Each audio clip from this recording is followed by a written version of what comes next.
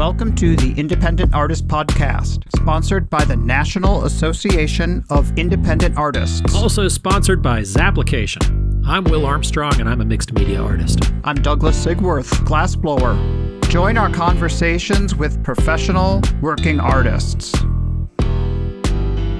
Hey everybody, welcome to the podcast this week. We have a unique situation this episode because I just got back off the road from 4 shows back to back, and as I'm pulling in down our driveway, Will's loading his last few paintings into his van, getting ready to head off to Artisphere. So there's going to be no preamble between the two of us this week, but that's okay because Will was kind enough to surprise me with a really great conversation in my Google Drive folder, so we have a great episode to share. For those of you who don't know about our guest, she is Camille Marchese, and she's the executive director with the Coconut Grove Arts Festival in a little beautiful utopia in Miami, Florida, down by the Biscayne Bay. She has a really great story about how she came to the Coconut Grove Arts Festival that I think you'll all enjoy. She has a long history with another top show in Florida, the Winter Park Sidewalk Arts Festival, and she really gets down into what's important to producing a show, kind of the integrity behind producing a quality show with quality artists and why that's important to the longevity of a show, and kind of bringing a show back from, slipping away from their goals and seeing what happens. We've talked over the past few episodes about the jury process. So she talks about how her jury works at Coconut Grove and kind of some of the experiences that she learned from her 20-some years experience at Winter Park. One of the things that Will and I really value about having this platform to talk to festival artists like us is we really want to express a point of view from the artist's world. And we really want there to not be any kind of a conflict where it might seem as though we're advertising for a particular product or service out there on the road. And so we have kind of steered away. We had Stephen King and Cindy Lyric as art show directors right when we came out of the gate, out of COVID, and we thought that was a good opportunity to talk about what show directors were doing to kind of get the industry back on its feet. So just to kind of preface this conversation, we want everyone to choose their events based on where their work has a market and to make your own decisions. This is not a promotion for the Coconut Grove Art Festival. This is really about learning about an integral person who is in this industry, that being Camille, who is on the board for the National Association of Independent Artists, working with other show directors and artists to really elevate the industry and to provide longevity for the shows, which is the way that we find our collectors on the road. So without further ado, here is Will's talk with Camille Marchese from Miami, Florida. Oh, great. Yeah, there we are. All right. Yay! Technical difficulties are our way to warm up our guests. So that's how we work. I don't care. I don't care. It doesn't matter to me. I've got all the time in the world for you today. I really appreciate that. We were going to record yesterday, but I didn't realize it was your birthday. Thanks for being willing. Did you have something fun planned? I just had lunch with some friends, and then, it didn't end in an O or a 5, so it wasn't a big deal. Yeah, seriously. That's the old Patton Oswalt bit. He's got one. It's like you don't even get a birthday between the zeros and the Does fives. He? Yeah. Well, I agree with him 100%. They don't count. Especially when you're my age, they really don't count. I think we're probably pretty much the same age, so we won't talk about it. I know how old you are. I'm older than you. You and Douglas are a little bit younger than me. I know from the podcast, because I know your birthdays are like a day apart or the same day or something weird like that, right? Right. We're one day apart. Mm-hmm. I think born 12 hours apart or something like that. So, yeah, I forget. And 2 more different people than you could ever meet. I totally agree. It's really strange. It's really funny to me how opposite we are. But a really good mix. I think you guys are great. He's funny. I've talked to him about this before, and I think he thinks we just were neighbors at a show in Houston. And they put us a couple booths away, and which was great. I'm rarely his neighbor. I guess I was in Utah one year, but I've said something similar, but I think he thinks sometimes that I don't want to talk to him at all unless it's being recorded. Because like, this is really good stuff. I don't talk to me. Go away. I mean, I think we all know that we shouldn't talk to you when you're eating. And yes, I've made myself abundantly clear. Yes, you have. Oh man, but, I think I've made myself unapproachable sometimes. So anyway, nah, I'm still going to talk to you. Doesn't matter. Good. So, Good. Yeah, you can come talk to me when I'm eating too. That's no big deal. So there you go. Ladies and gentlemen, folks listening to the podcast, we invited Camille Marchese onto the show. We have not had a director in a while, so I wanted to have a director, and you seemed like a natural fit. You've worked at a couple of the big shows, but then you're also getting a big show kind of back on its feet as well. I'm trying. Yeah, it's a tough road. I mean, I've always said too, it's like it's got to be harder. And no offense to, I know Katrina Deotto had her hands full there with that show and did a wonderful job for many years. And there's certainly no slight to her at all in saying, but it just, so many different things that happened to that show, to Coconut Grove, the show that you direct, that it was hard, right? I mean, it was really hard to get it back on its feet. Well, I mean, I think it took a changing of the guard for sure. Right. You know, bigger is not always better. And that is the key here. But if you have non-art show people running a show, they don't understand that. And Katrina may very well have understood that, but I don't think she had the position to be able to affect that change. You know, like to me, like 400 artists are just too many. And I mean, the year I chaired Winter Park, we reduced the number from almost 300 down to 225 with 3 emerging artists because we knew, you know, it was just too many people and our layout was awful, and almost 400 artists in that small space was just insane. There's visual fatigue, you know, there's no space between the artists. And what happened really was that the patrons started declining as the booth numbers came up. Like more wasn't better. You know, I have 25 years of history in this, and 23 were with Winter Park. And that is, I think, one of the best shows. It'll always, in my opinion, be one of the best shows because of how they do things. Right. It's not as commercial as the show that I'm in now. So it was a learning curve for me there. So first of all, like, sorry, I'm going to jump in, and this is me breaking the third wall down a little bit and just letting you know that this is never a gotcha kind of show. We're not trying to get anything out of. I know. I've listened to you guys. I've listened to every podcast, to be honest. So I do know how you guys do this. And actually, I really have learned a lot from your podcast. So, nice. I have. I mean, my whole reason for this emerging artist program is because I realized, listening to your artists talk, that they just weren't getting what they needed when they started. So here we go. So, I mean, that's kind of what NAIA, you're on the board of that, and I am as well.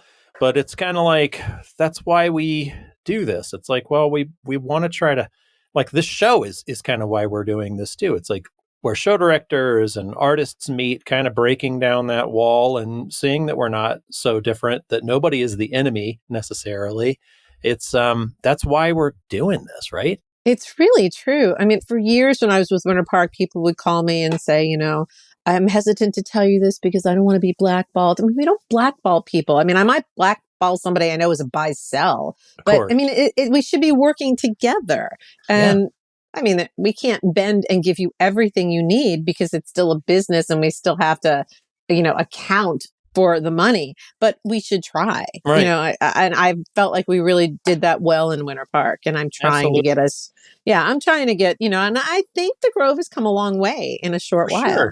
So let's talk about how you got started real quick. Let's hear a little history as far as like, how do you get started in the business of running an art show? Or did you have an arts background? Well, a little bit, but it's more that when I was a little kid, my mother used to take me to art shows, and I can very clearly remember the first piece she ever let me buy when I was 8 years old. And so it became kind of this thing that we did together. And then I was fortunate enough to go to school in Winter Park. So, Winter Park Sidewalk Art Festival was there every year. Yeah. So I would go. I mean, I actually have a picture of the first time I volunteered to sell T-shirts in 1984. Oh my God. That's right, awesome. exactly. So, and then, it was a thing that my mother and I did. We go, I lived in multiple other places. I was in marketing after school, and I lived in New York and Philly and DC and Atlanta and whatever. And when I came back, I decided to open a small business. It was an art related business in Winter Park. And, I thought, I really want to be involved in that festival. Yeah. And somebody walked through the door, and it was a paint it yourself pottery shop. And one of my customers was telling me that she was on the board. And I'm like, oh, and I told her my story. And she's like, oh, let's get you on the board. So I ended up on the board. And I honestly thought that every art festival was a not-for-profit without any paid people. I mean, I just assumed that everything was run like Winter Park. I just didn't know any better. About, I want to say, gosh, now almost 20 years ago, when I was merch chair there, some guy came to me and said, hey, I've got this idea. We're going to, can we contract and sell your T-shirts and blah, blah, blah, blah. We'll pay whatever. So long story short, like we hired him to run our merchandise every year. And he and I got to be friends. And one year he said, hey, I know you love seeing other shows. I need some help in Coconut Grove. Will you come down? So about 12 years ago, I came down to run a merch booth for him. Oh, wow. And I'm like, oh my goodness, these people actually get paid to do this? Yeah. What I do for free? And I thought, I want to do this. This is what I want to do. I want to be an executive director of a show someday. Anyway, so I made it my business to learn everything I possibly could learn about the Winter Park Festival, so I got to know everything. And I always thought I wanted to be an ED, but not at any show. I wanted to be an ED at Coconut Grove because I wanted to be with the show that was comparable. And I wanted to, I'm an East Coast girl. I didn't want to leave Florida necessarily because I have family here. Right. And I wanted, I grew up in South Florida, so I thought it would be a good thing. Yeah, so I mean that had to be a completely different, like eye-opening thing to see the merch. I mean, I've seen the merch table at Coconut Grove. I mean, it's expansive. Like, I don't know if it was this when you stepped in 12 years ago, but they used to do this thing. I mean, you know better than I do, where they do an not outsider art, but like an artist that doesn't exhibit on the street, maybe more of a gallery established artist, and have that as their promo. Was it that kind of thing, like a huge merch? Yeah, I mean, it was just like a concert. It was basically just like, the idea is that the company that creates the merchandise pays the Grove to be there and then sells decent merchandise, not just a poster on a T-shirt. Whether it's a local artist or an artist in the show, like last year we chose, Benjamin Fry. But nice so it was just, it was a great poster. But the idea was, that this guy owned a printing company and decided that he could help festivals out by creating better stuff for them rather than they could do for himself. So he asked me to come down and help him run a booth. And I'm like, sure, why not? So I would come down every year. I was still like learning everything I could in Winter Park. And he ended up selling me his business because he was ready to retire and he knew that I could do this. Okay. So Coconut Grove became my client. So I got to know all the players there really well. And then now your client as what? As I was their merch vendor. Okay. I have a separate company that does merchandise, gotcha. Which I kind of stepped back from in order to take this. So anyway, the people, the board members and the president at Coconut Grove knew me, and they knew my relationship with Winter Park. So when they lost their staff, they would call me and ask me like, well, what would you do here? And how would you do this? And how do you handle Zap? So I finally said, if you need some help, I can come down and help you, cool. And they said, send me your resume. And this is what happened. So, it was very organic. Yeah, that is very organic. And I love how that, I mean, you already had an established relationship. It's not like they were just hiring. I mean, you certainly could have gotten the job with the resume, but I think, I think so. A lot of people don't know me and they wondered like, how did she get this job? And that's how I got the job. They knew me.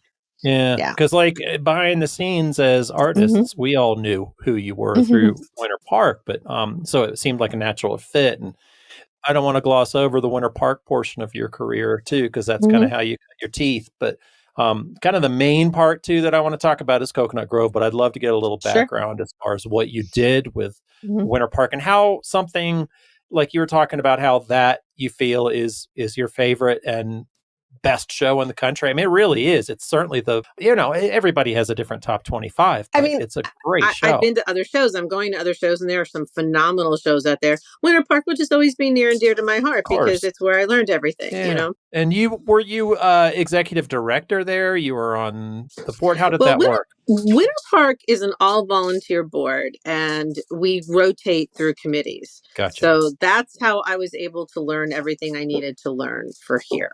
I chaired it in 2007. So I was on the executive board for, 3 or 4 years. Okay. And that's kind of how we do it. I mean, it is truly an all-volunteer board. It's crazy. So you're also learning every step. Like you're not doing the same thing. It's almost like honestly, it almost sounds like a grooming ground for directors if you're doing every step. I think so. I think so. I mean, there are people that absolutely cannot believe that they don't have a paid executive director, but they've managed to do it so far. You know, that's similar to Gasparilla. Are you guys in cahoots? Like, was Winter Park and Gasparilla? Do they talk as far as how they run the business? Because it's a similar structure. Not really. I think it's a similar structure, but not really. Okay. The Gasparilla would come over occasionally and take a look at the show. Gotcha. Like come kick your tires a little bit. Yeah, but we all do that. Yeah. I'd love to go kick tires and see what other people are doing. I mean, that's how I learned about St. Louis's, emerging artist program, right? Right. So that kind of goes hand in hand. I mean, they have an excellent one there in St. Louis, and Stephen King is there, and that's always kind of cool to see him. He's one of my favorites as far as the directors go. I just have known him for a number of years, and it's interesting to me to see the directors and then the relationships that they have. Cindy and Steven very well, and I don't see us being competitors at all. To me, the only competitor I think we might have is if another show that's on our weekend, right? That's really it. Because it behooves us for us all to do well, because we need all of you to do well to continue this circuit and to continue the cycle. So I personally I think that every director should volunteer for another show and come and help them out. I would love that. I would love to go and volunteer and help somebody else out. You're going to get some calls. You're definitely, I'm sure I'm going to get calling. some calls. They're going to be, I would, because I think that honestly, it helps because, I don't have staff here right now. It's not that easy for me, but I do not have staff. And so I really didn't have anybody to back me up at that show. And I kept thinking 2 years ago, if I broke a leg, what would I do? They wanted me to ride around on a scooter like Steven does. I'm like, I'm many things. Graceful is not one of them. I'm like, if I break an arm, what are you going to do? Right. And they said, okay, we'll get you a golf cart. So, but I kept thinking about that and it did worry me. And so, I hired Cindy to do the emerging artist program for me because, well, hell, she wrote it for St. Louis. So, I'm not stupid. No need to recreate the wheel, but in the back of my mind was, if something happens, there's somebody who could step in and fill in. Yeah, that makes sense. And it's really smart. it was a good fit, and it was really nice to have somebody there that understood shows and any problems I might have. So the way you run the show and the way I'm kind of hearing about you running the show, it sounds similar to St. Louis and Des Moines, which have a similar feel. There's a big time promoter that seems to do a show every weekend down there in Florida that is a big time promoter. So I was wondering, the way you guys run those, and I certainly don't have anything against that business model. It just is a different, it's a different way to handle it. It's maybe not quite as personal to the area. With your area, if you have volunteers, you're going to get to know them. With Des Moines Arts Festival, I've gotten to know the volunteers over the years. It becomes your block becomes like a family. So, just talk to me a little bit about have you ever had any kind of run-ins with that as far as that group trying to put a show in or dealing with the dance that it takes between big time promoters and long established shows? Not really. Years ago in Winter Park, I believe that Howard Allen or another promoter tried to do a show within a short time span of hours, and the city didn't allow it because they felt that we already had two major shows. Like one is the Winter Park Autumn Show, and that's a Florida only artist show, which is kind of nice to have that, and that's in the fall. And then of course we were in the spring, so we didn't really have that issue in Winter Park. Down here, I mean, honestly, there's a show every other weekend. Yeah. You know, I mean, and it doesn't really, it doesn't really impact us that much because the artists are different, you know. I mean, a lot of our same artists will do a Howard Allen show, or we'll do, you know, another promoter show. That happens, but I don't really think it impacts us. Cool. Like, I think, you know, I think we're large enough and big enough that it doesn't affect our crowds. It may have when we had 400 artists in the show. It may have been like, well, why should we come and pay to come into your show when I can see that guy, you know, next week at the Rotary or whatever. Yeah. The perception among artists sometimes is that those guys are trying to get in on the well-established market, or they're trying to do this over here. And I've always had big promoters as like a tool in my toolbox. You know, it's like, look, I've got this show and this show. There's 2 weeks in between. I don't want to drive all the way to Florida. Let's see if there's a good fit, etc. Yeah. So it's a great way to work out a season. So anyway, that's just something I wanted to hear about. Yeah, I think there's room for everybody. You know, I really do. You know, and you know, and I mean, I use that a lot when people were upset about not getting into my show. My audience, I'm like, yeah, but there's a show the weekend before, there's a show the weekend after. Your audience will come to you if you're there, right? Yeah. And is St. Stephen's still happening there right next door to Coconut Grove? Okay. Absolutely. You know, and I send people there all the time. And, you know, and why not? Sure. Why not? It's right there. It did not work for me. I tried doing it one year. I didn't get into the Grove. And then I went down there and I was like, man, this feels like selling knockoff T-shirts in the rock show parking lot. I want to get into the rock show. But, I mean, I don't think it's for everybody. But, you know, I will say that we get a lot of applications from more crafty kind of people. Yeah. And I don't mean like fine craft, you know. Sure. So, I mean, I will always recommend, you know, if somebody comes to me that is more crafty, you know, like beading, you know, you know what I'm saying. I don't want to insult anyone. But crafty is different, you know. Yeah, I will always like recommend, you know, I get the lady that's making the denim jackets or upcycling the denim jackets, that kind of stuff. Right. Well, they're cool, but they're not in my show, but maybe they would go in St. Stephen's. Why not? You know, absolutely. You kind of cut your teeth at Winter Park, in Winter Park at that show. Yeah. Big difference between like Winter Park and Gasparilla versus all of the other shows that I have ever done is the prize money. Like it's great. Like they have crazy prize money at those shows. They're just like year altering money at some points. So they really do. They do. How do you deal with that? Like, how do you deal with those kind of sponsorships and getting that? I don't know how you deal with prize money. Is that something that's always established, or are you hunting for it every year? We put it in our budget. You know, I mean, it costs like $1.5 million to put on this event. You know, we spent $300,000 on marketing alone. So it's what you do. So it's just in our budget. You know, we do have sponsors that we have every year.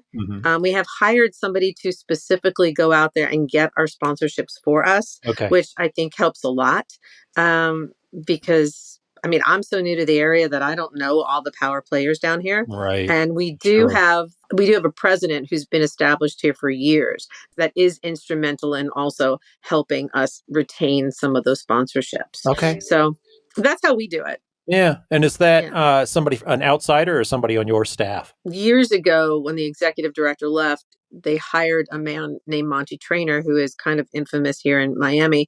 And they hired him to be the president rather than executive director. Okay. So he is very well known, very, very well politically connected, and he is that person. But we have hired an outside company to work with us for the sponsorships, and they work with Monty very closely. And then again, that goes to not reinventing the wheel. Somebody does that for their, you know, that's what they do. Let them do it. It makes the most sense. Yeah. It just makes the most sense. And for us, and especially for me, I mean, I can do sponsorship, but I don't know all of the people here as well. I mean, I will if I stay, Definitely. So, Yeah. But for right You'll now, get to know them in a hurry.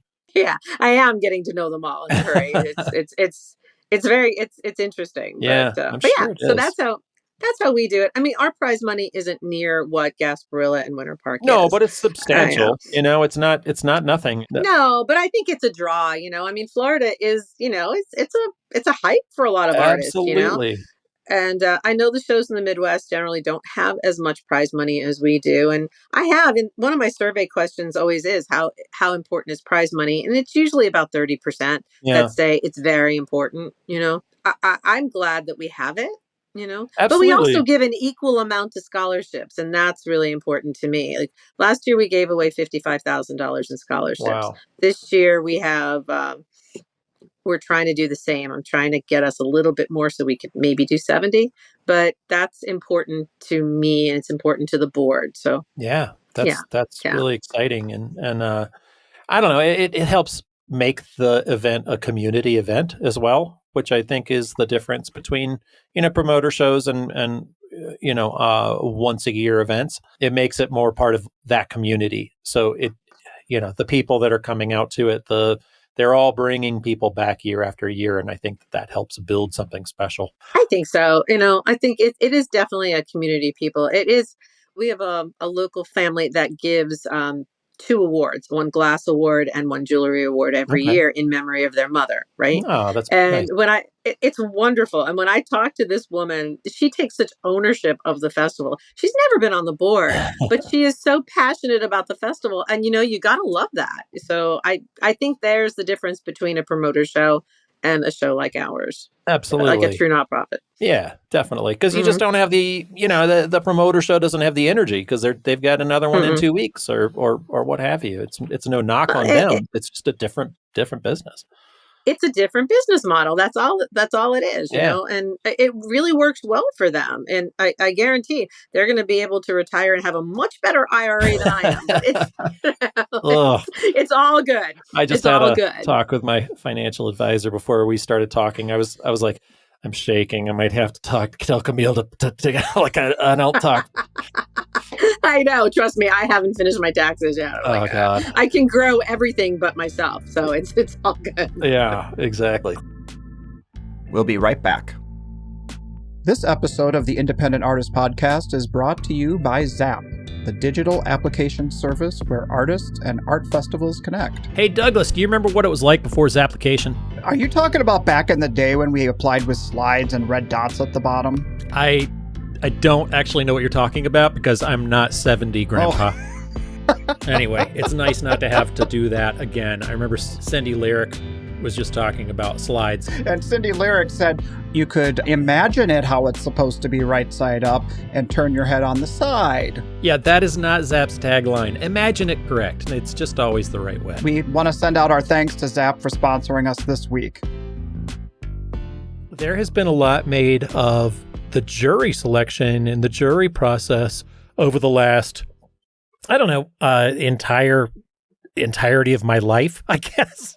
But, there's always that talk. And you've had some really interesting first-hand experience with that. And how do you handle the jury for Coconut Grove?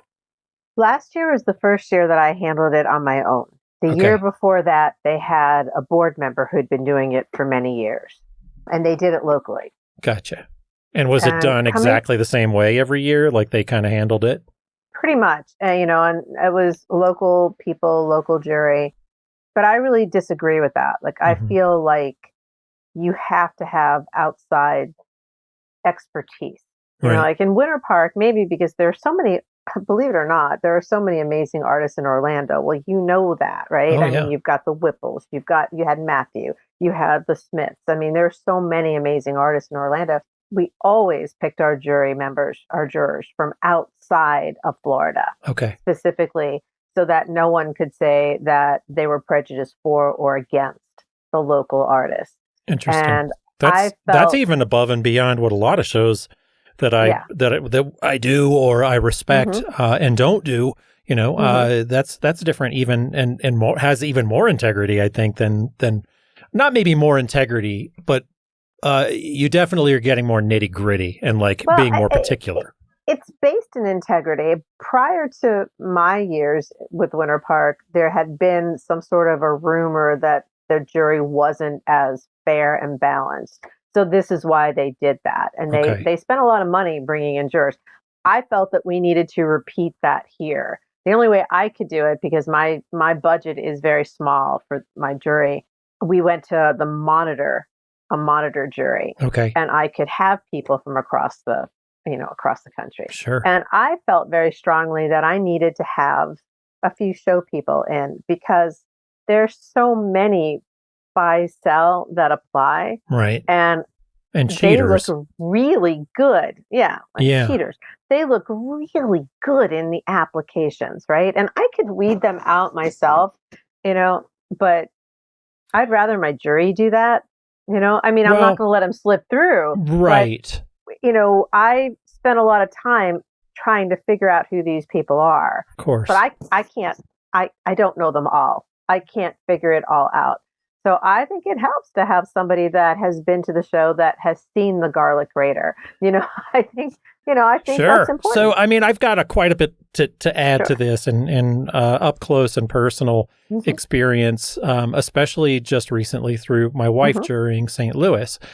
Her take on it was even more so we have so much as artists at stake.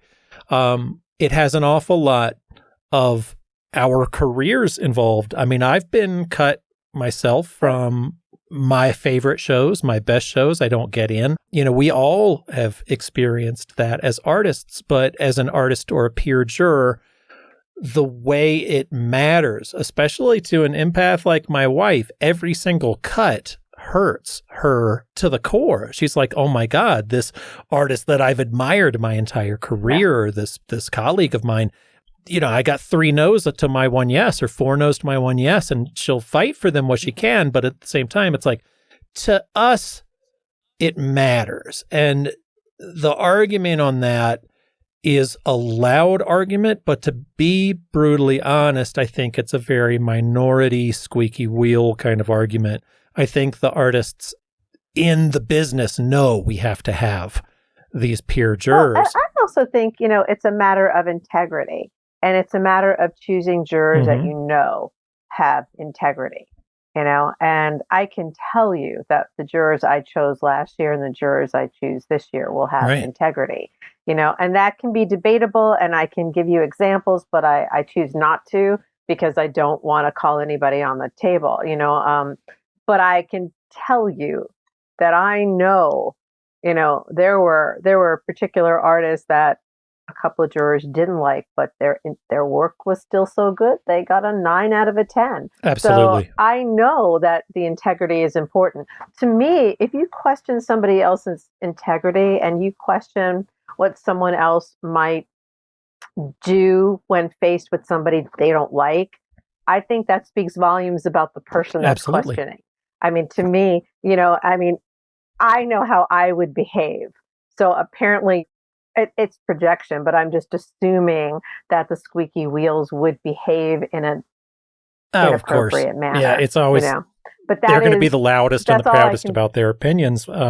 Whether they, and a lot of times they just don't matter. They're not also going to do the right thing. They're going to judge on personality versus true, merit. So you had, so you had a former or a current board member handling the jury, and you decided to take it on and do it more like your Winter Park experience and to do that. I needed to shake it up a little bit, and I needed to make it fair. Sure.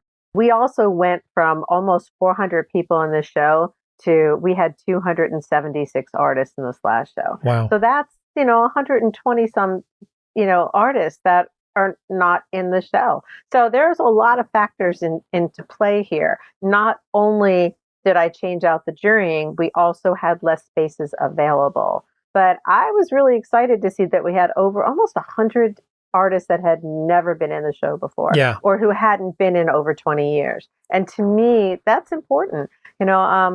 This idea that just because you've done the show for so many years that you deserve to be there isn't fair. No. It's not fair to the new artists that are up and coming. It's not fair in general. It's not fair to expect a show to be stagnant.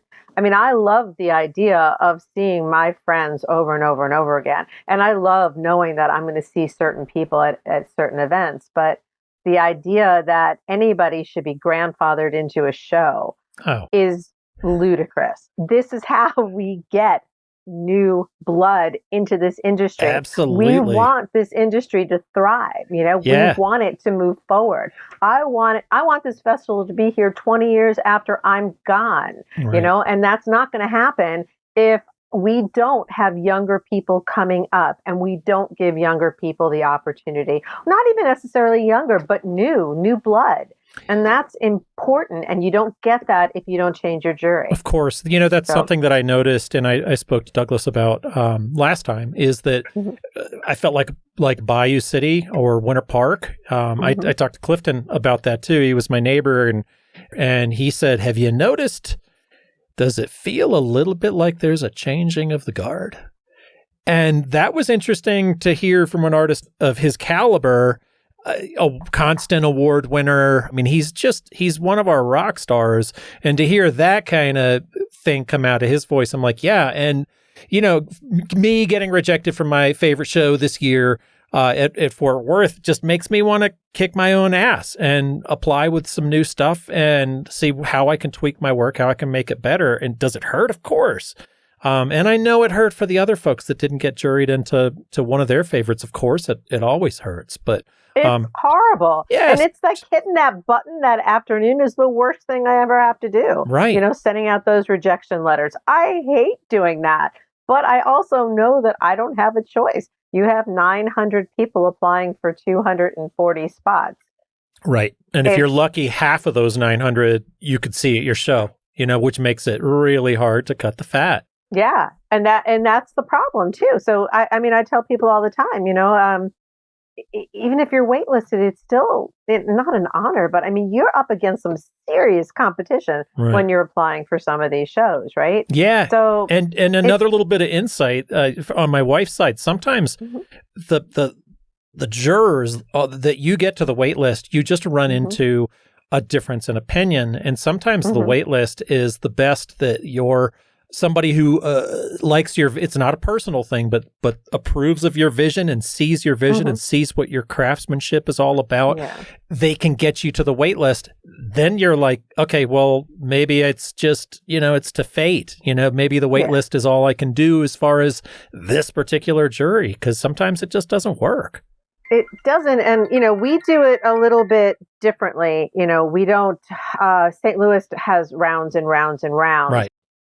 I believe that numbers don't lie, so I do a yes, no, maybe round that I let my jurors do on their own. So they're taking all their time to look at these and they're reading all the statements and anybody that gets a five no's is automatically out. So we have less to go through live. Of course. And then I have them score and they score 1 to 10. And then after that, I take the numbers and I simply take the top 200 and whatever of the top scores. Right. And then that section right below becomes my wait list. Okay. So there's less emotions in it. It's just like there are times where I don't even look at the names. I just look at the numbers and I just then delete the bottom and then I start going through it. Yeah. I do that because I feel that numbers don't lie.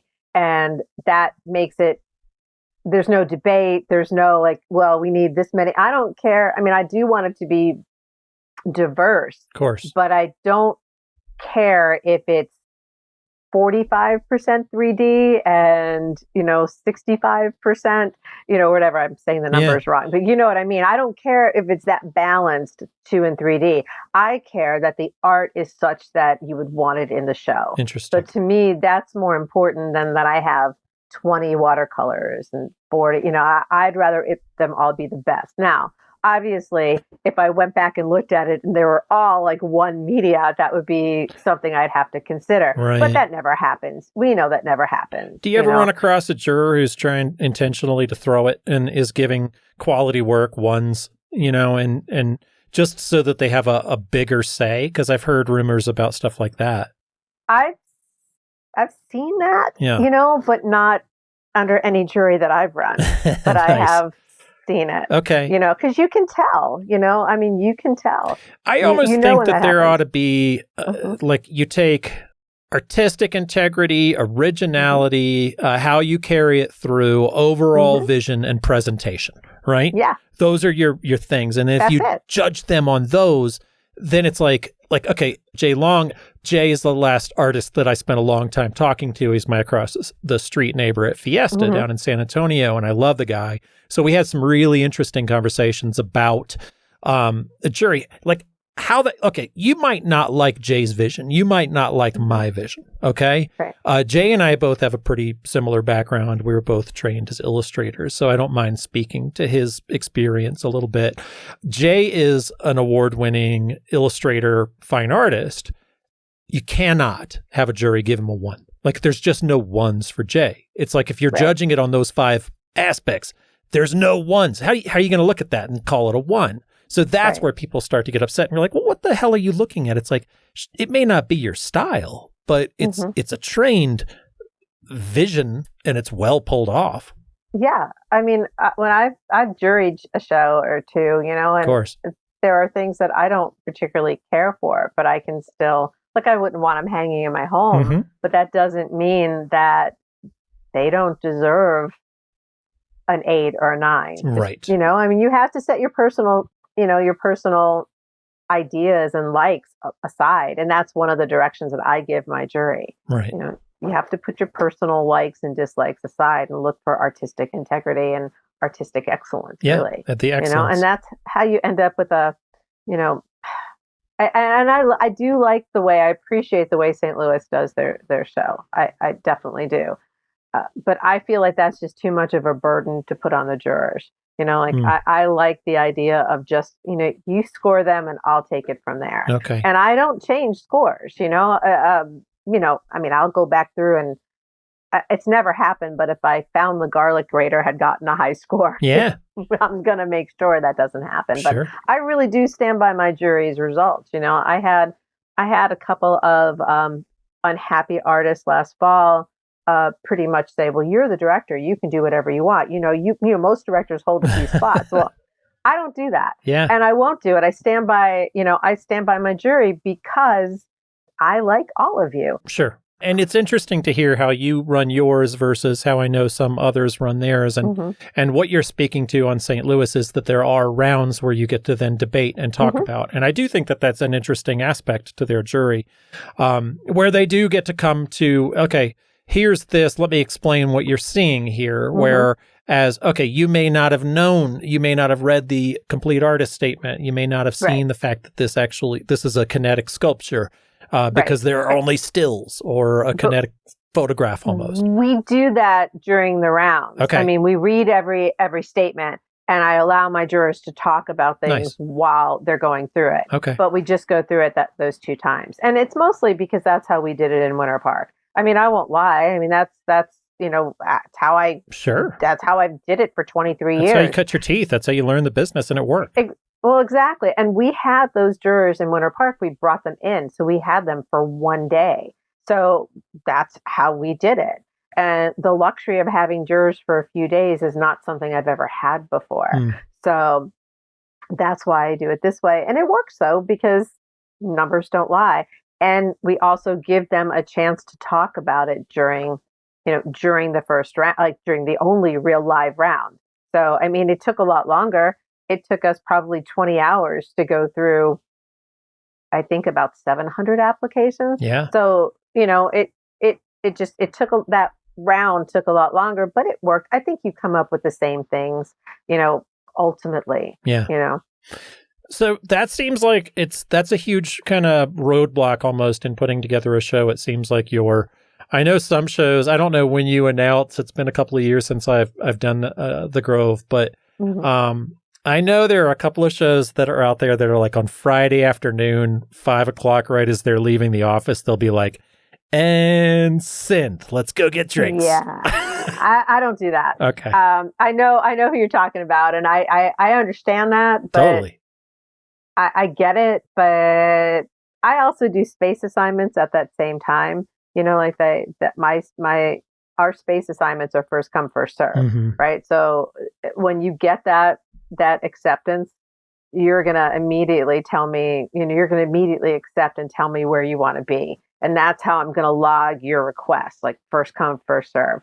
So I don't think it's fair to do that to somebody on a Friday afternoon at 5. Like, I'm going to let you know that it's probably going to be on a Wednesday in the middle of the day to give everybody a chance. If you're driving from a show or to a show, I don't want you to be penalized because you can't answer your email right away. Nice. So for me, it's usually like a Wednesday in the middle of the week, in the middle of the day. Perfect. But yeah, it sucks because oh my God, the phone starts and you just, you got to answer, and and you're going to get unhappy people, and it's just part of the job, You know what? If you did a good job, then there are going to be unhappy people, right? I mean, that's absolutely. There's always surprises because that's how it goes, right? Sure. So let's talk a little bit. I want to change the subject a little bit and talk about some of the things that you've dealt with. So from my perspective, what you guys ran into used to be a boat show there, right there. Is that true? Used to be a boat show. So there is a boat show every weekend. Okay. And the location was closer. Gotcha. To our show. Do you think that affected the attendance or?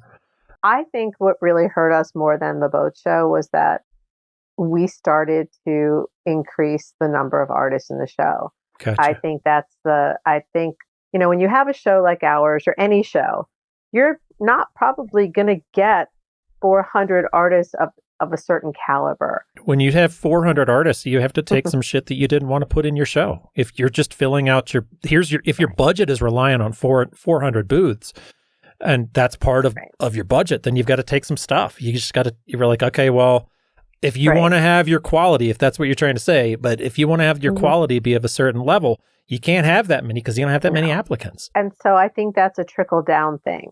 So now you come to the show and you're expecting a certain caliber, and yet you see things that shouldn't be there, or things that you might see at, the market on a Sunday or that kind of thing. So there's no need for you to come back the next year. Right. So instead of realizing that it's the level of art, you have people thinking, well, we just have to increase the number of booths to make up that revenue. So it's a sliding scale. And I don't think, Katrina did a great job. Katrina, Matt, Catherine, they all did a great job. I just think that they were looking at it as more of an event rather than an art festival. Sure. And I think the difference with me having been involved with an art festival that is really, no one gets paid in Winter Park, right? We're all doing it for the love of the art festival. So we're coming at it from a different perspective. Right. And I think that's what you're going to enjoy about Artisphere coming up this weekend is I think that they put together, and Des Moines too. I'm trying to think about these shows that exist in, maybe not the biggest city in the world. We're certainly not, these aren't Chicago.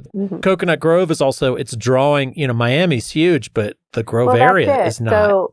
So when I came into this festival, when the board was interviewing me and I asked them, did you want to have the biggest party in Miami or do you want to have the best art festival in the country? And to one of them, they said the best art festival in the country. I'm like, okay, nice. Then this is how we have to do this. Bigger is not always better. And true to their word, they let me reduce the number of artists in the show. And that was a chunk of revenue for them, right? Yeah. That's a lot when you reduce, at an $800 booth fee and you're reducing 100 and some artists. Sure. Is there a different way to look at it? I remember Stephen King saying it was like 8%, if I'm remembering this correctly, like his booth fees were like 8% because he's going after all these sponsors. It becomes like, these shows that do it, that have the size show to their municipality and they keep it small within that. That is true, I think, in other markets. Yeah. But if you look at Miami, there's an event every other weekend.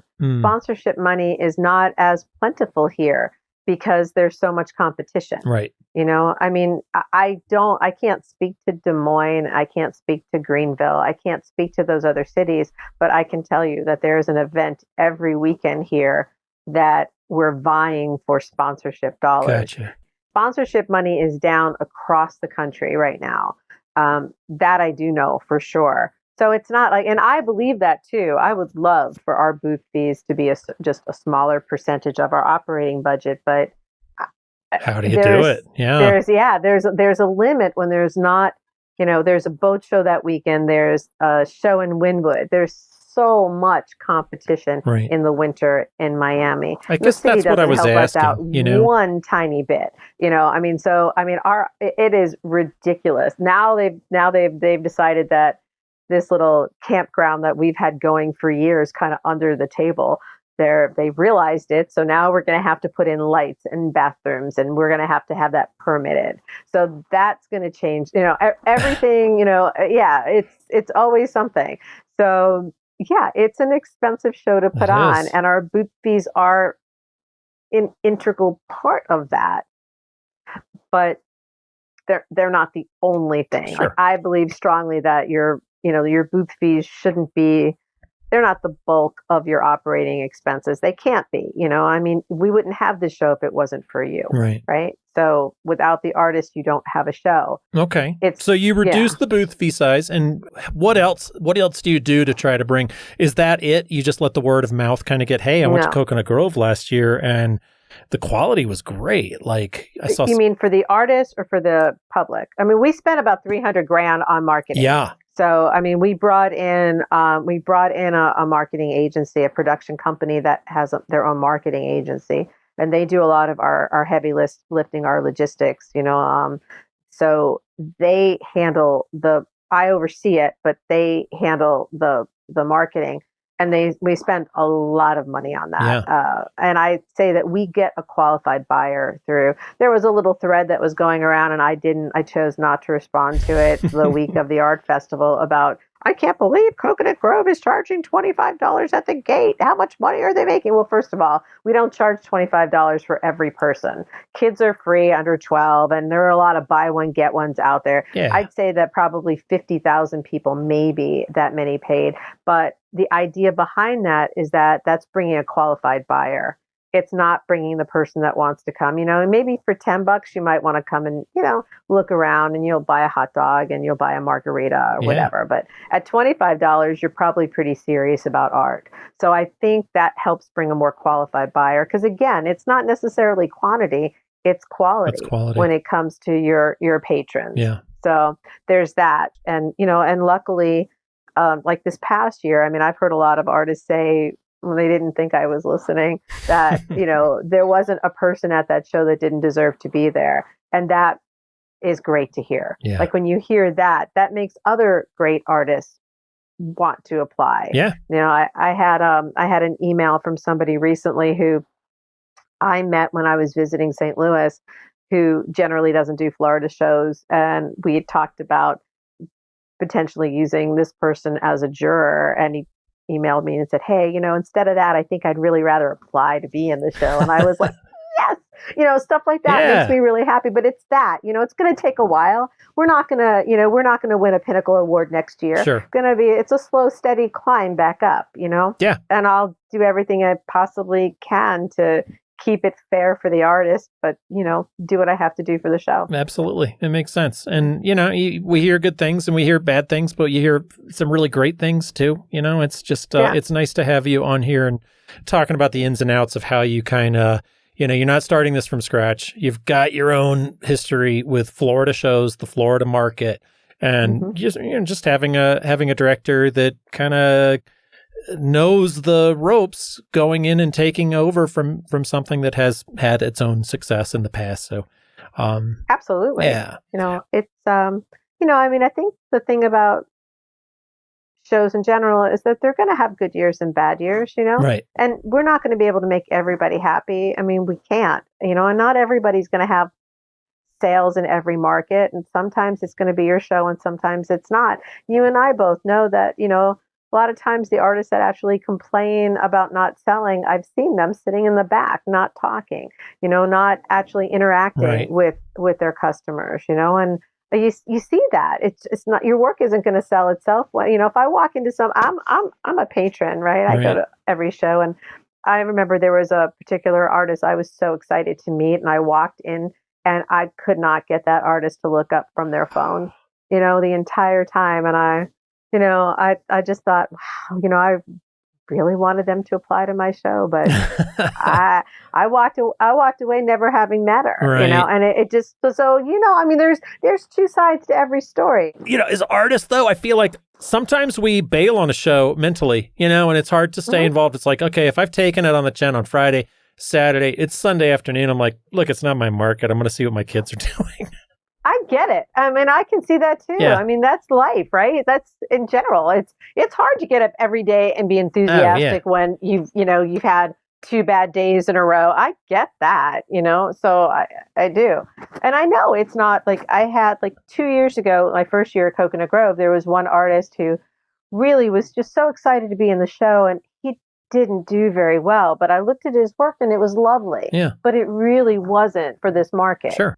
I do a survey after the festival, and I pretty much knew his answers just based on what he was saying. Right. Because they were the same comments he gave me personally. And I thought, well, I felt so bad. But again, the work just wasn't going to, wasn't going to rise above everything else here. Right.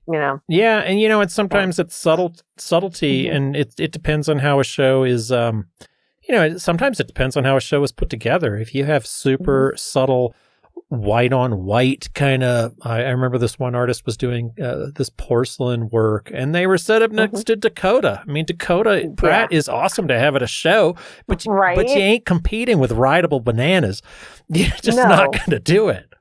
No, you really, and that's that's on the director a little bit too. Right. Like, it takes me forever to do that layout because I need to make sure that it's going to work for everybody, and it's not easy. No, it's not. Really not. I mean, the first thing I panic over is releasing the rejection letter, the you didn't make it in letter. Right. And then the second thing I panic is the booth numbers, I literally will go over that. I probably go over those and switch them and change them. It probably takes me about 300 hours. Jeez. I don't stop because it's just because you just, okay, no, maybe that's not going to work. And you wake up going, no, that's not going to work. Yeah. It's just crazy. But there's a lot of thought that goes into it. And I don't think a lot of artists realize that. Like, it's not just something we do on a whim. We don't just throw the numbers in the air and go, okay, this is what you got, right. And I believe strongly, and this is another thing I got really reamed on last year by a few old timers. I think everybody's booth number should change every year. I think everybody deserves that chance at that little bit of notoriety. Everybody deserves that option to be seen. Nobody should be guaranteed a same space for 18 years. Hold on a second, fair. Camille. Do you hear that? Do you hear it? Suddenly it's as if all the artists started screaming out at once. I want my booth space back. How are they going to find me? I know, but they will. But the thing is, I literally had when I changed everybody around that first year, I ran into an artist at St. Louis, and he said, I was really upset, but it was the best thing that ever happened because people were coming up to me saying, I've never seen you before. And he was in a pretty visible space for 12 years. I know everybody wants to be where they are, and sure. I get that. But anybody that's really going to spend a significant amount of money is going to walk your show. They're not just going to buy on a whim. I mean, maybe the guy coming in from Ben will tell you the story about the wealthy person coming in off the boat show and just plopping down money. But that's rare. Most people that are going to come and buy at a show are going to walk the show. Right. And they're going to look. They're going to look at what they want a painting. They're going to look at all the painters. They want something 2D. They're going to look at that. I believe. That's how we did it in Winter Park. And it never really hurt anybody. People are going to look for you. And if they're your people, and it's also a little bit of your responsibility to have your mailing list and tell them where you're going to be, and it's not it's a big show, but it's not a big footprint. So, if you're in it's an easy walk too. It's straight. It's an easy walk. Right? Yeah. Isn't it straight with a little bit of Yeah, it's a loop. It's a giant loop. Okay. So it's not like they're tricky alleys and different, it's in some ways it's much easier than Winter Park to find somebody, I believe, because there's not a lot of different alleys and offshoots. It's really one giant loop. Yeah. But I know that artists disagree with that, but I also think that it does you good too, because people really will. I mean, I can't begin to tell you how many artists told me, people were coming up to me and telling me, like, I've never seen you in this show before.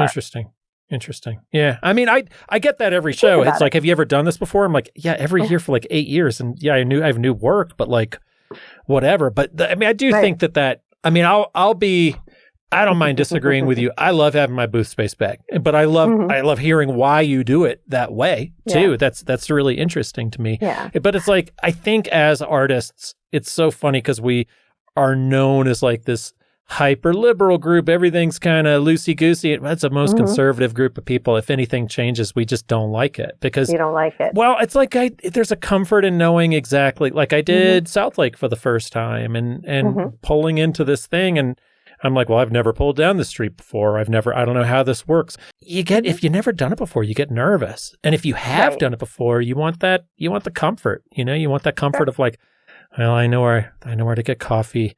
I know where to use the restroom. Well, I don't necessarily think that you have to be moved across the festival. Sure. I think my bigger issue are the corner spaces, right? Yep. Because people walk in, like your patrons walk in. They're always going to come in through the same, that we have 4 entrances, but people are also creatures of habit, right? So they're always going to come in from one entrance, and they're always going to see the same people. And when they see that same person with that same big identifiable body of work in that same location, 12 years in a row, they say, why should I come back next year? This stuff never changes. That's it. I mean, I've talked to people that are like, yeah, I walked in, I saw the same things and I left. I'm like, but you paid and you still, I saw it. There's no point in me walking around. Everything's the same. Wow. And so that is another reason why we have to keep it fresh too. Sure. So we talked about jurying quite a bit. We talked about kind of the difficulty of promoters. Do you guys how heavily do you lean on food and alcohol sales? Do you let the vendors handle it, or do you take that for yourself, or how does that work? Our food and beverage profits go towards paying the production company. Okay. We have to hire people to put this thing physically together. Gotcha. We have the fencing, we have the tents, we have the porta potties, and we have everything to consider. And the operating budget is now over 1.5. The city doesn't cut us any slack on permits. We pay for everything. We pay for parking. Yeah. We pay for every little thing. We pay for the trash pickup. We have to scrub the streets twice. Last year, we scrubbed the streets 3 times after the festival to make sure all the plastic ties were gone because the residents get so upset about plastics near the ocean. So it's a costly festival to produce. Sure. We have a skeleton crew. I have no assistant, it's just me. So it's not, it's a much smaller, I bring in help, for the month before the festival, but as of right now, we have our president, who is Monty Trainer. We have an administrator, the festival administrator, we call her. And then we have me, and that's our staff. So this is how we pay for those. Food and beverage is how we pay for the people that actually come in and put up the fencing. It works for us. Yeah. So you guys, you guys started fencing that show. It's 15 years ago, 20 years ago? So it was way before my time. And I want to say it was definitely prior to 2012, because that's the first time I ever came. And, I think, from what I'm told, they started fencing it because it wasn't, it's Miami. Let's face it, It's a giant party. So what I was told is that the sales weren't great when they were before. Okay. Because there were so many drunk people in the streets. It's a free, free, but here's an event. We'll come, we'll drink, sure. And you can't make a sale and you've got like 5 drunk people in your booth, right? Right. I mean, cocaine, yes. Drinking, no. I could. Nope. Where do we? How do you get the? Work now. How do you get the Coke money back into Miami, Camille? How do we? I don't know, but I don't. I've heard those stories. Yeah, I've heard stories. People whipping into their pocket and just peeling off hundreds and buying out people's booths, and I want those dirty pillows of money in my pocket. No, you don't. Yes, I do. Yes, you do. I'll sell to anybody. Are you kidding me? I just got back from Texas. I'll sell to anybody.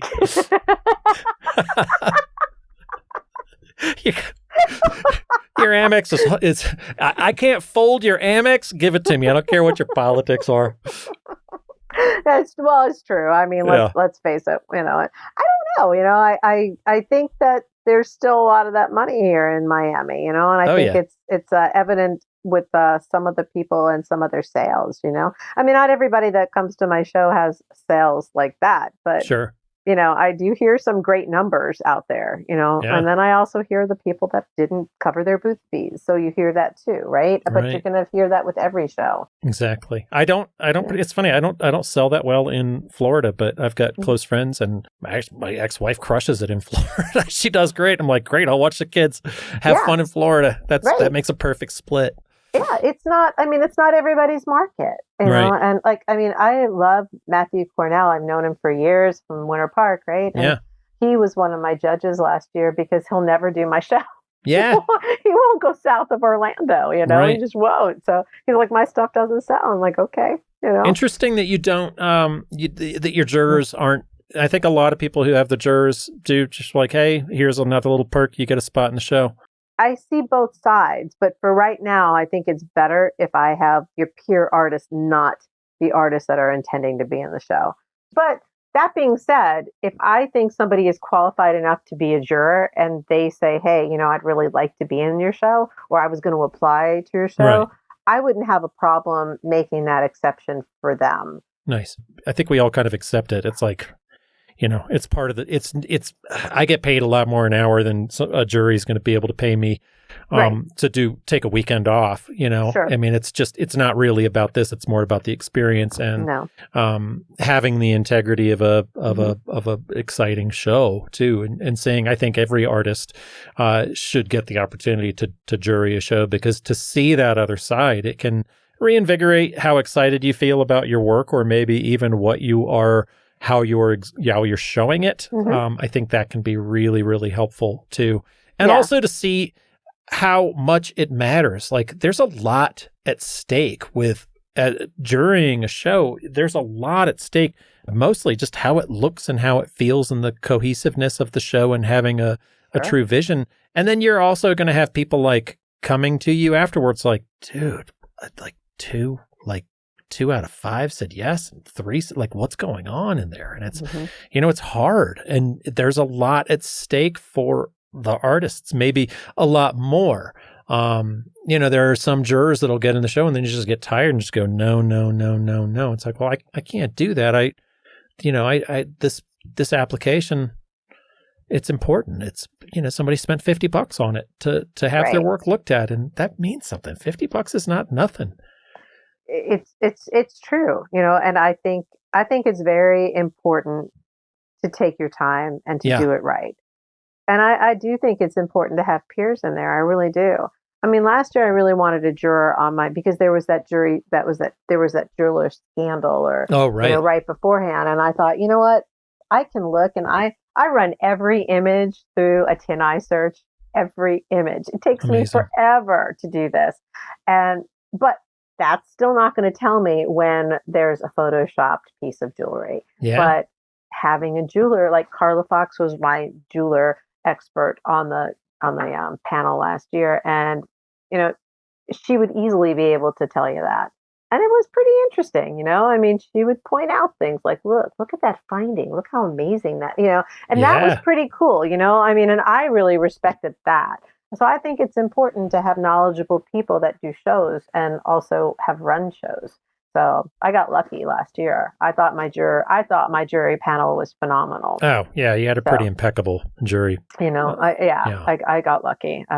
You knew what you were doing. Hey, we'll call it that. All right. You didn't get lucky. You knew where you're going. That's all right. I did. Well, be loud and proud about it. I had 5 jurors, right? Yeah. 4 of them were artists, and 4 of them have run shows. So wow. It's like almost having 8, right? Yeah. Pretty, like I had a woman who runs the League of New Hampshire Craftsmen, Miriam Carter, who was a felt artist and used to do the show circuit before she ended up being their executive director. Very cool. I mean, that was the first person I picked, and then it was pretty easy from there. But yeah. Anyway, enough about juries and enough about me. We've talked about that a lot. I think we've covered that one. Is there anything, like, as far as your side of the table goes? Mm-hmm. I see you out talking to artists. It's never there's never seems to be an animosity thing, which I definitely appreciate. I know some shows definitely have an us and them kind of thing, and I don't know what else would you like us to know as far as running a show and how that goes? Like, what have we not covered? I don't know. We put a lot of thought into it. Yeah. Like, we know, and I constantly remind my board that without you, we wouldn't have this show. You're not replaceable. Just because there are 1,000 applications doesn't mean that there are 1,000 artists that should be in our show, right? Right. We do understand that we're responsible for your livelihood. This is, I always try to explain to people that, if it rains, we lose sales, but they may not make their mortgage payment. There's a difference. I mean, this is how, and I think part of the reason why I really wanted to build up our emerging artist program is because you guys are a community of people. I'm not an artist, but if I could have been, I would have been one of you on a heartbeat, because what an amazing way of life you have, right? And the community I see amongst you is just amazing, which is what I want these young people in our program to understand. Like, I want them to get that this is an alternate way of life, and look at how amazing these people are. Look at what they've been able to do. They've raised their kids. They send them to college. They buy houses. This is not a hobby for you all. This is your livelihood, and I am forever trying to get that point across to my board, but also to the people that are coming to the show. So it's our responsibility to look out for you in many ways. Yeah, thank you. I mean, I appreciate you saying that and doing it and having it matter to you as well. So you mentioned emerging artists, and I want to touch on that as kind of our closing thing, because it's something that you and I are both passionate about. And I don't think any good has ever come from not encouraging a kid in the arts. I was a kid in the arts. I definitely ran up against my brick walls. There's one particular portfolio review that I'll take with me to my grave because it was so offensive. But it's still, I learned something from it. But I just think this is, we really do have to show people, because I don't think schools are teaching it. They look down their nose at it. Professors, not all of them.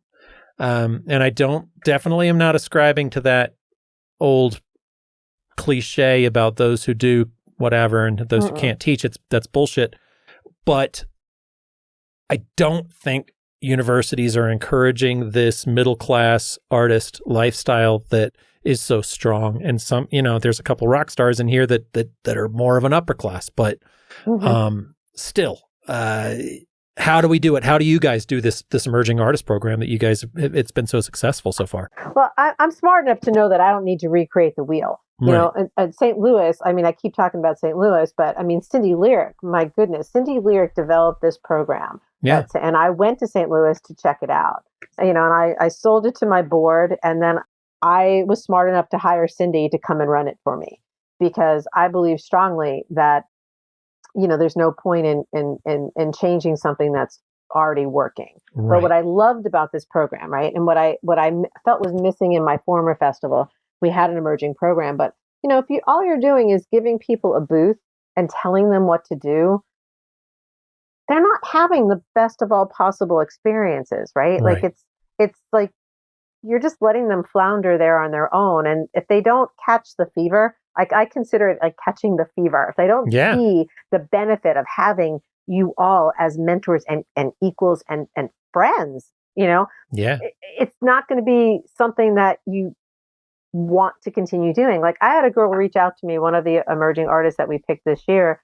She reached out and said, I did a show last week and it's just not for me. And I really wanted to tell her, please just stay in the program because maybe you'll see it differently. But then I thought, no, I've got 12 really strong kids that want to do this. Sure. So I didn't. But that was my point. Like, I think just by having them do a show without any proper understanding of shows, you're just doing them a disservice. You are.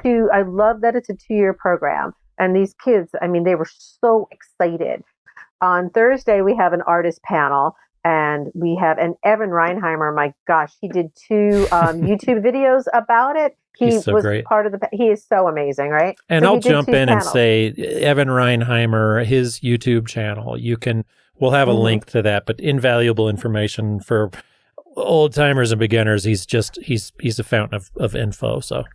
Yeah, and really selfless to take his time to do this, right? Like, because again, he's like us. He believes in moving this industry forward and helping his peers, So he recorded the panel so you can actually see them. And then the next day we showed them how you load your vehicles, how you put together your tents. They have to volunteer or actually have like almost intern. We had 40 artists actually volunteer to be mentors for this program. Awesome. It's amazing. Yeah. I mean, literally, like as soon as I sent out the message that we were going to do this, I couldn't even respond to the emails quick enough. I had 40 artists agree to mentor these kids. How great. Amazing it's amazing. That's how generous you all are with your time, right? And so if somebody's interested in it, then definitely. Right. I've only had one mentor situation where somebody came in and I was like, this isn't going to work. Right. You're not that interested. You're breaking up sales. And I'm like, don't do it. Yeah, sorry. And I don't, I'm like, he's fired. That's what happened. But that's fair enough. Yeah. Right. That's fair enough, and so that's what we do. These young adults they're going to show. Sure. We're going to have a large tent and we're going to give them pro panels. I believe we're going to have at least 10 of them come back. It's their option. If they made it through the weekend and they really enjoyed it, then they get to show next year and sell their work. I love that. Which is awesome. And if they don't, then, we'll just have one less, and we'll have a new crop that are going to be mentors. Yeah, but they'll all have we'll have a pretty big area for them. I'm thinking right now it's going to be like a 20 by 40 tent that will break up and they'll have decent space and it'll be in an area that is very visible, but not amongst the other artists. So they'll be called out as emerging artists. Interesting. And, So I've seen both work. I've seen, sometimes they, like you've been mentioning St. Louis, but in St. Louis, it's like kind of at the hot corner, like right there in the center. So they're getting all of the exposure. It's like a lot of us would kill for the emerging artists booth location, which is fine. I like that. And then same with Cherry Creek it's part of the kind of the big lap around the circle. But I like to make sure that they're not just getting, visibility is key. But have you ever heard of the National Folk Festival at all? It's a group that comes together, and I know you're into music, but you should check out their business model because the way they do it, and this is what is kind of inspiring to me as far as emerging artist programs go. It's a 3-year program. The folk festival comes into an area that they think is going to be great, and they came into Richmond where I used to live, which is why I know so much about it. But they come in and they put on a festival, but they put it on, they get and promote this core group of music-loving, art-loving volunteers. And they put it on while the volunteers watch. And then they're watching everything they do. They're at the same meetings. Second year, they do it together. And the volunteers are taking on different, aspects of it. Third year, the volunteers do it completely on their own. And the group that puts it on and starts it watches. And so that I think is really interesting. It's like almost like, okay, this is built. This is a true teach you how to fish kind of experience. Absolutely. And then all of a sudden, all the volunteers are they're they're fishermen, fisherwomen, fisherhumans, whatever you want to say. And so they're out there doing it and they're putting it on. And now I've seen this group that's now they're going on and doing other festivals too. So it's like this amazing teach me kind of virus that's happening, and it's building and building and growing. That's awesome. Yeah. And so once the National Folk Festival leaves an area, the idea is that this group of volunteers just keeps it going on just forever. And so that is, I see that with an emerging artist kind of thing, where the mentors, I've mentored several different folks over the years, and I've stayed in contact with them. Speaking of your guy from last year, I saw him at South Lake. He's showing. Really? Yeah, his booth looked amazing. Cool. He didn't apply. He didn't apply to be in our show again. Okay. All right. I thought maybe he wasn't going to do it. But I follow him on Instagram and made sure to go by and see his work. Cool. It looked great. So, but anyway, so you got to meet him. He's a trip, right? A trip. Like he belongs with us. He's one of our people. I was like, yeah. It's like, you're a nut. Get over here. I had this guy who had he applied and he had no knowledge of being, he'd never stepped foot into an art festival. He'd never gone to one. Yeah. He'd never even gone to one, but he was an amazing Venetian plaster painter. And he had this vision, and our jury panel passed him as long as he could produce work that could hang on walls. Yeah. And I could barely figure out how to help him. So I passed him along to Will. I said, hey, Will. But we had some tough love kind of, I'm a pretty no nonsense kind of thing. I was like, well, what are you doing? What are you going to show? And he's like, I'm going to do this and this. And we did a lot of texting, and he sent me pictures, and I'm like, yeah. And he wanted to build a booth. Like, no, here's a list. This isn't going to work. Yeah. No. There's the booth rental thing that happens down in Florida. It might, but I pointed him in the right direction. And I think that the best way to help somebody is, with encouragement and some seriously tough love on that. Well, too. and we didn't have, and he's part of the reason why I realized we needed an emerging artist program, right? Like he would have been, I don't know if he would have been perfect, but that's the person we want to help, right? We want to help these people that really want to do this. I want them to understand that it can be successful. Right. This doesn't have to be a weekend hobby. Exactly. It can actually be a way that they raise their families, that they pay their mortgages. I keep saying that, but it's the truth, right? It's 100% the truth. That's why we're, we do as many shows as we have to do in order to keep the wheels on the wagon. So it's good. So January, you were in January. What stage are you in right now as far as like busyness? Like when does your app open? My app will open mid-June, because right now I'm actually rewriting all of our categories. I think we need to take a serious look at how we do things. For example, with photography, is it really fair to say that you have to number 1 out of 250 people? I'm just taking a look at everything to try to figure out how to make it fair for everybody and still keep integrity. Right. But I think there might be some things on there that are a little archaic because things have changed so much. Yeah. So that's what I'm doing right now. I'm going through the app, trying to figure out where we're going to market. I'm trying to write a grant for emerging artists. So there's just that's what I do right now. And a lot of research. A lot of research. And going to shows. That's kind of fun. We'll see you this weekend, right? That is the best part. I get to go and see, and we've got our 60th coming up. Well, it's awesome. Our 60th. Wow. So we're trying to figure out what special things we want to do. So that's another reason why, I'm going to a lot of different shows because I want to see different things. And, we're trying to think of something really big to do for the 60th, like maybe even an immersive experience. I don't know. Cool. I don't know. We're just trying to be as, big in the sky right now. And we'll, so that's what my summer looks like. Just bring the buyers out. We don't do whatever the hell you want. do whatever it takes to get the buyers. And that's right. The goal, right? That's the goal. That's right. And that is true. Like you guys don't care that it's our 60th, other than it may bring more people, right? It may bring more people. Right. Exactly. Because it'll be a big party. You know, but again, it'll be an art party. That's what I said when I came. It's always going to be a party, but it'll at least be an art-centric party. Pinky's out. Yeah. Well, it's Miami. So, I mean, it's going to be a party, but it's going to be centered around art. Art is not going to be a sideshow to this festival. Excellent. Art will remain the center of this festival. Awesome. Awesome. Yeah, Thank you so much. You have been a joy to talk to, and I appreciate getting the insight and the other side of things. Directors and artists are in this thing together, and all of our success is dependent on each other.